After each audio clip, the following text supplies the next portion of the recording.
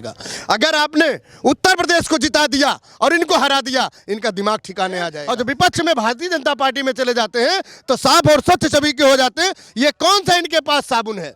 इस साबुन का नाम तो बताइए।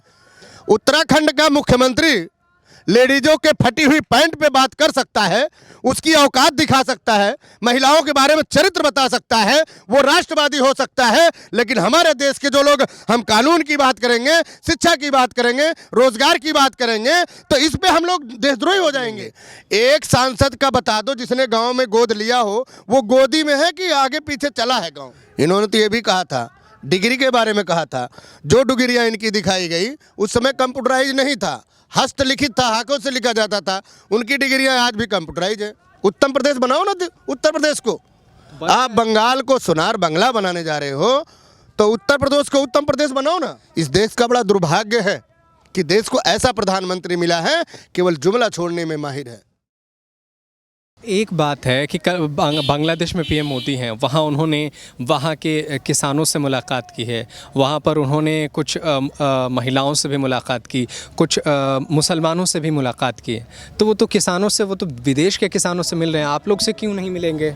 नहीं, ये सच्चाई वो बिल्कुल सही है। देश के प्रधानमंत्री हैं।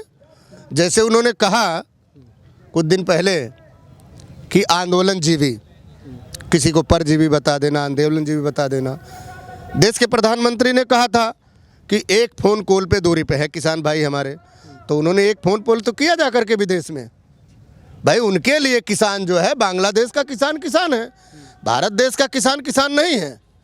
चूँकि बांग्लादेश का किसान उनको वोट दे करके देश का प्रधानमंत्री भारत का बनाया था ना, भारत देश का किसान थोड़ी वोट दिया था।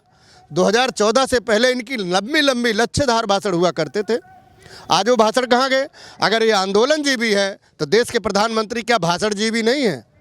हमेशा 24 घंटे में आप टीवी में आ करके भाषण ही देने का काम करेंगे, काम भी करेंगे। इस देश का बड़ा दुर्भाग्य है कि देश को ऐसा प्रधानमंत्री मिला है केवल जुमला छोड़ने में माहिर है। काम भी तो कर रहे हैं ना सर। काम बताइए। स्किल इंडिया के तहत लाखों नौजवानों को उन्होंने रोजगार के लिए शिक्षित किया, प्रशिक्षण दिया। देखिए, स्किल इंडिया, न्यू इंडिया। देखिए, मैं बताता हूँ, प्रधानमंत्री देश के प्रधानमंत्री बने, हमने भी वोट दिया, देश के किसान के जितने भी नेता हैं, देश के सभी लोगों ने, नागरिकों ने वोट दिया। पिछली सरकार को ये काला धन भ्रष्टाचार के ऊपर लेके आए थे कि काला धन विदेशों में इतना ज़्यादा है।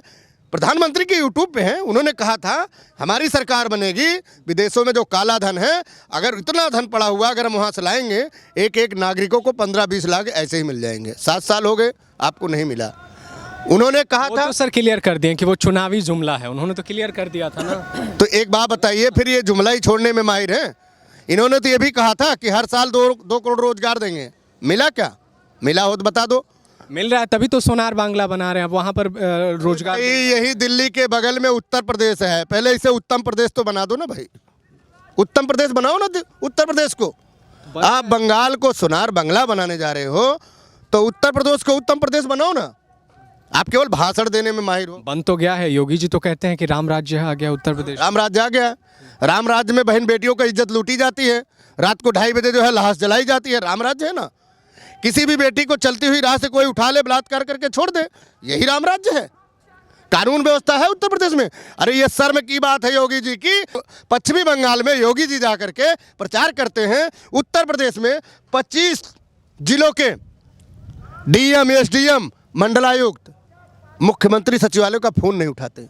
ये कम शर्म की बात नहीं है। अच्छा, एक बात है कि कल बांग्लादेश जब प्रधानमंत्री गए हैं तो सबसे ज़्यादा उनके ही बांग्लादेश दौरे की चर्चा हो रही है। वहाँ उन्होंने कहा है कि वो जब बांग्लादेश में गए तो उन्होंने वहाँ भाषण दिया और भाषण में कहा कि बांग्लादेश की आज़ादी में वो भारत के अंदर गिरफ्तार हुए। आप उनके इस भाषण को कैसे देखते हो? क्योंकि ये बहुत ज़्यादा चर्चा का विषय बन गया है। प्रधानमंत्री का ये कहना कि जब बांग्लादेश आज़ाद हो रहा था तो उस दौरान उन्होंने गिरफ्तारी दिया, वो उसमें आंदोलनकारी बने। आप बताइए, एक भी वीडियो फोटोज है उनका? गिरफ्तारी का कोई वीडियो फोटोज है, कोई फोटो है? इन्होंने तो ये भी कहा था, डिग्री के बारे में कहा था, जो डिग्रियाँ इनकी दिखाई गई उस समय कंप्यूटराइज नहीं था, हस्तलिखित था, हाथों से लिखा जाता था। उनकी डिग्रियाँ आज भी कंप्यूटराइज है। तो प्रधानमंत्री को क्या उनको तो बोलना है? उन्हें काम से मतलब थोड़ी है। देश का रोजगार और बेरोजगार युवा इनसे जब रोजगार मांगता है, इनके जन्मदिन पे ट्वीट करता है और क्या नाम है वहाँ से हटने का काम करता है, तो ये ट्विटर हैंडल से हट जाते हैं, उनको अनब्लॉक करने का काम करते हैं। यही देश के तो प्रधानमंत्री हैं। अच्छा, पीएम मोदी जब भी कहीं चुनाव होता है, अब मैं आपको बताता हूँ, 2019 का लोकसभा चुनाव हुआ, उस दौरान वो वोटिंग से एक दिन पहले केदारनाथ चले गए। उत्तर प्रदेश का इलेक्शन हुआ, उस दिन वो नेपाल चले गए, नेपाल के मंदिरों में पूजा किया। अब बंगाल में चुनाव हो रहे हैं तो बांग्लादेश के मंदिरों में जाकर पूजा कर रहे हैं। तो क्या प्रधानमंत्री आसपास के इलाकों से भी विपक्ष को घेरने की कोशिश करते हैं, वोटरों को लिभाने की कोशिश करते हैं? नहीं, देखिए, हमारे देश का बहुत बड़ा दुर्भाग्य है कि मैं कई बार बोला हूँ कि हमारे देश को प्रधानमंत्री केवल जुमला छोड़ने वाला प्रधानमंत्री मिला है, काम करने वाला प्रधानमंत्री नहीं है। मनमोहन को ये लोग मौनी बाबा हुआ बोला करते थे। अरे कम से कम हमें मनमोहन वाला ही राज ला दीजिए। उस समय उनके राज्य में 60 से 62 रुपये डीजल था, आज 90 पार चला गया। आप बताइए कहाँ, अभी तो महंगा नहीं हुआ, 2 दिन से स्थिर है दाम, फिर से 10 पैसे सस्ते भी। बांग्लादेश का चुनाव चल रहा ना 5 राज्यों में, ये तो स्थिर तो करेंगे ही करेंगे। इनका मुखौटा है देखिए, जनता को इतना जुमला इन्होंने छोड़ दिया है कि जनता परेशान हो गई है। लेकिन समस्या वो नहीं है, समस्या यहाँ आके रुक रहा है कि देश की जनता देख रही है नेतृत्वहीन हो गई है। इन्होंने विपक्ष को घेरने का काम किया, महंगाई के मुद्दे पे, हर चीज़ पे, सब पे फ्लॉप है। इन्होंने क्या बताया था? इन्होंने नारा दिया था गांव को गोद लेना। आप यही प्रदेश के प्रधानमंत्री हैं, हर सांसदों को कहा था एक गांव गोद लेंगे। एक सांसद का बता दो जिसने गांव में गोद लिया हो, वो गोदी में है कि आगे पीछे चला है गांव? वो तो पता नहीं। साथ के बारे में कभी आपने चर्चा इनसे किया? वो तो चर्चा तो होती रहती है, वो तो चर्चा होती रहती है। जब इस देश के प्रधानमंत्री जब फंसने का काम करते हैं तो वो एक जुमला छोड़ने का काम करते हैं। आत्मनिर्भर भारत, ये कोई पहले प्रधानमंत्री तो बोले नहीं है। इतिहास उठा के देख लो, पीवी नरसिम्हा राव ने भी जवाब दिया था, इंदु कुमार गुजराल ने भी दिया था, और राजीव गांधी ने भी इस बात को कहा था आत्मनिर्भर भारत। आज टेलीकॉम कंपनियों का जो दशा हो रखा है बीएसएनएल एमटीएनएल का, उसको लाने का काम राजीव गांधी का था। अब मेरा चर्चा कोई नहीं। मेरा सवाल ले लेते हैं। मेरा सवाल ये है कि केरल में भी चुनाव होने हैं, वहाँ पर मुख्यमंत्री प्रोजेक्ट किया है इन्होंने ई श्रीधरन को। ई श्रीधरन मेट्रो मैन के नाम से मशहूर है। उन्होंने बयान दिया है कि उनका कहना है कि जो प्रधानमंत्री का विरोध करता, अभी आप जैसे जुमलेबाज कह रहे हैं, जो प्रधानमंत्री का विरोध करता है वो राष्ट्रभक्त नहीं हो सकता है। ई श्रीधरन यहाँ केरला में वो मुख्यमंत्री के उम्मीदवार हैं, तो आप ऐसे विरोध कर रहे हैं, आप तो राष्ट्रभक्त नहीं हो सकते ना? नहीं, बिल्कुल, हम कैसे राष्ट्रभक्त हो सकते? सर्टिफिकेट तो भारतीय जनता पार्टी से हमें मिलेगा ना। उत्तराखंड का मुख्यमंत्री लेडीजों के फटी हुई पैंट पे बात कर सकता है, उसकी औकात दिखा सकता है, महिलाओं के बारे में चरित्र बता सकता है, वो राष्ट्रवादी हो सकता है। लेकिन हमारे देश के जो लोग, हम कानून की बात करेंगे, शिक्षा की बात करेंगे, रोजगार की बात करेंगे, तो इस पे हम लोग देशद्रोही हो जाएंगे। यही तो देश की विडंबना है, समझने का फर्क है। विपक्ष के जितने नेता हैं, जितने भ्रष्टाचारी नेता थे, भारतीय जनता पार्टी में चले जाते हैं तो बिल्कुल यूनिक की तरह साफ हो जाते हैं। क्यों? जब वो विपक्ष में नेता थे, भ्रष्टाचारी थे, और जब विपक्ष में भारतीय जनता पार्टी में चले जाते हैं तो साफ और स्वच्छ छवि के हो जाते हैं। ये कौन सा इनके पास साबुन है? इस साबुन का नाम तो बताइए। देश की जनता जानना चाहती है कि अगर आपने वो साबुन यूज किया है, विपक्ष का जो भी नेता हो दागी, वो भारतीय जनता पार्टी में चले जाता है तो डिटर्जेंट में नहला करके उसे शुद्ध किया जाता है। उस डिटर्जेंट पाउडर का नाम तो ऑन करो भाई, दिखाओ देश को कि हमने ये डाला, ये साफ हो गया। क्या वजह है कि भाजपा में जो है वो साफ सुथरा है, विपक्ष में है सारे आपको देशद्रोही नजर आते हैं?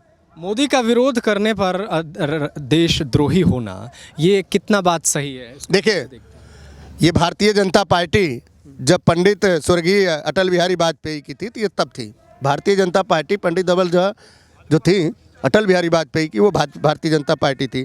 ये भारतीय जनता पार्टी नरेंद्र मोदी, अमित शाह के चंगुल में फंस के कसमसा रही है। इसको समझना है। आप उठाकर देख लीजिए, जो देश के गृह मंत्री आज हैं, उनकी चरित्र पूरा देखिए ना उठा करके। जो प्रदेश का तड़ी पार रहा हो, आज देश का गृह मंत्री है। दुर्भाग्य है हमारे देश का कि हमने कैसा प्रधानमंत्री चुना है, केवल जुमलों में देश को उलझा के रख रखा है। आप देखिए ना, इसी जुमले की बात है, पहली बार हमने देश को देखा कि प्रधानमंत्री मिला 8 नवंबर 2016 को नोटबंदी कर दिया जाता है बगैर बताए हुए। आरटीआई के माध्यम से यह भी जानकारी आया है कि अपने कैबिनेट के किसी भी मंत्री से सलाह नहीं लिया गया। आरटीआई के माध्यम से यह भी जानकारी मिली है, एनडीटीवी ने दिखाया कि जो आपका कोरोना काल का समय था, 23 मार्च को आप जो है मध्य प्रदेश में सरकार बनाते हैं, 22 मार्च को आप कर्फ्यू, एक जनता कर्फ्यू लगाते हैं और नमस्ते ट्रम्प में आपने 100 करोड़ रुपए बहा दिया गया। ये वही प्रधानमंत्री हैं। गुजरात में जो गरीबों की झुग्गी झोपड़ी थी, वहां पे नमस्ते ट्रम्प में वो झुग्गी झोपड़ी गरीबों को जो आपने दीवार लगा करके उसको ढकने का काम किया। गुजरात तो विकास का मॉडल हुआ करता था 2014 से पहले। आज 2021 में गुजरात मॉडल क्यों नहीं दिखाई देता? अगर आपने उत्तर प्रदेश को जिता दिया और इनको हरा दिया, इनका दिमाग ठिकाने आ जाएगा। हमारे देश का जो अन्नदाता है वो वोट देने का भी तो काम करता है, या केवल बहुत 24 घंटे आलू बताता है? बहुत बहुत शुक्रिया। तो ये थे सुहेलदेव समाज पार्टी के वरिष्ठ नेता जो आपसे बात बता रहे थे आपको, और कैसे इन्होंने सवालों को जवाब दिया आप हमें ज़रूर बताइएगा कमेंट करके। लेकिन यूँ समझने की कोशिश कीजिए कि गाज़ीपुर बॉर्डर पर किसान बना हुआ है और यहाँ अभी भी धरना प्रदर्शन जारी है, बने हुए हैं। बहुत सारे अभी भी सवाल हैं जो फंसे हुए हैं, किसान और सरकार के बीच पेच फंसे हुए हैं। लेकिन सरकार कब तक इन तमाम मुद्दों पर फैसला करेगी, ये देखने वाला बात होगा। आप हमें कमेंट करके ज़रूर बताइएगा कैसा लगा आपको हमारा ये प्रोग्राम। देखते रहिए DS4 न्यूज़। नमस्कार।